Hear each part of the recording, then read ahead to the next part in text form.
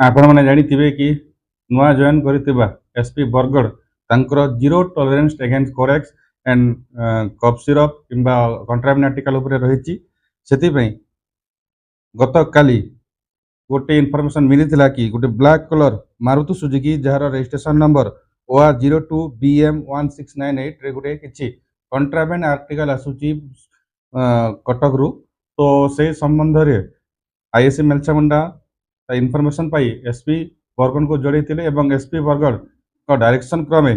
काली 3टा team हेतिला। गोटे team ISC Padampur lead करते, गोटे टीम आईएससी मेलछामुंडा एवं सहेलारू एसआई प्रमोद कुमार साहू लीड करते। तार रूट थिला कि से कटक रु आसिकी भाया संबलपुर होगी से पाइकमाल जाता ताकू बेस करके आमे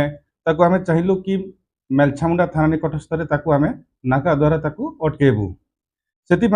नाकारे आईएससी मेलछामुंडा निजे से नाकारे उपस्थित थे और जमीती अटकाइबा ट्राए करूँ से पुलिस चेकिंग देखी यू टर्न मारिकी से पलै जाते से पलैला समय ताकू पुलिस दौड़े कि से आम घास छक पाखे रखापी आम समर्थ होती से समस्त आणिकी आम एग्जीक्यूटिव मजिस्ट्रेट सामने चेकिंग करने द्वारा से कार रु 9000 टी नाइट्रोसम टैबलेट 480 बोतल वेन्सरे कफ सिरप एवं गोटे भिवो मोबाइल आ गोटे पोजेसन रु कैश ऑफ ₹2300 एवं से मारुति सुजुकी जोटा ब्लैक कलर OR02BM1698 सीज करथिलु। एवं एनडीपीएस केस हिसाब रे से एक्यूज शोभा चंद्र साहू एलियास सरोज साहू जहाँ घर हूँ बनमाल थाना पाइकमाल ता ना गोटे केस रुजु होती under section 111 clause 2 clause B BNS read with section 21B NDPS act. जो विषाक्त जबत होती आनुमानिक मूल्य केते रहउची और से जो बिक्री करते जहाँ को बिक्री करते कौन पदक्षेप जो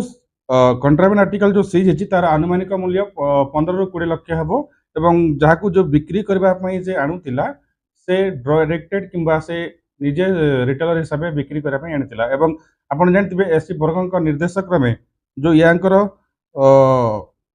फॉरवर्ड लिंकेज और बैकवर्ड लिंकेज वेरीफाई कराहबो एवं ता अगेंस्ट कार्यानुष्ठान ग्रहण करा जिवो।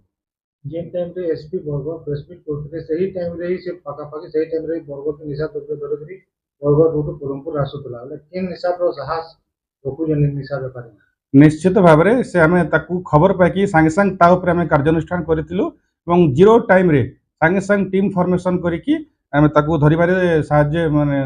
सक्सेसफुल होइतिलु